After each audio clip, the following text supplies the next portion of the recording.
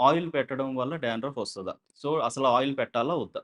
Yeah! డెఫినిట్‌గా oil అనేది తలకి ఎక్కువగా పెట్టడం వల్ల, లేదంటే ఎక్కువ టైం పెట్టి ఉంచడం వల్ల కూడాను డాండ్రఫ్ పెరిగే అవకాశాలుంటాయి. అంటే డాండ్రఫ్‌కి, హెయిర్ ఫాల్‌కి ఏంటి సంబంధం?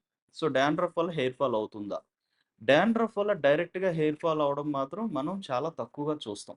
ఎందుకంటే బికాజ్ ఇరిటేషన్ ఎక్కువైతే గనక రిపీటెడ్‌గా మనం ఆయిల్ ఎక్కువ పెట్టి ఎక్కువ టైమ్ ఉంచడం వల్ల ఈ ఇరిటేషన్ ఇంకా పెరిగి ఈ ఫంగస్‌ని ఇంకా పెంచుకొని అది డ్యామేజ్ చేయడం ఎక్కువైతే గనక కొంత పర్సెంటేజ్ ఆఫ్ హెయిర్ ఫాల్ అయ్యే అవకాశాలు చూస్తాం. డాండ్రఫ్ అనేది మనం కంట్రోల్ చేసుకోవాల్సిన అవసరం అనేది కంపల్సరీ ఉంటుంది.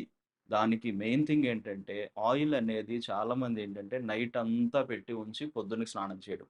లేదంటే 1 ఆర్ 2 డేస్ కంప్లీట్‌గా హెయిర్ ఆయిల్ పెట్టి ఉంచుతారు. సో, దీనివల్ల ఏంటంటే ఈ ఫంగస్‌కి మనం విపరీతమైనటువంటి ఆహారాన్ని పెట్టినట్టనమాట. సో, అది విపరీతంగా తిని లోపల మనకి ఇరిటేషన్ పెంచుతా ఉంటుంది.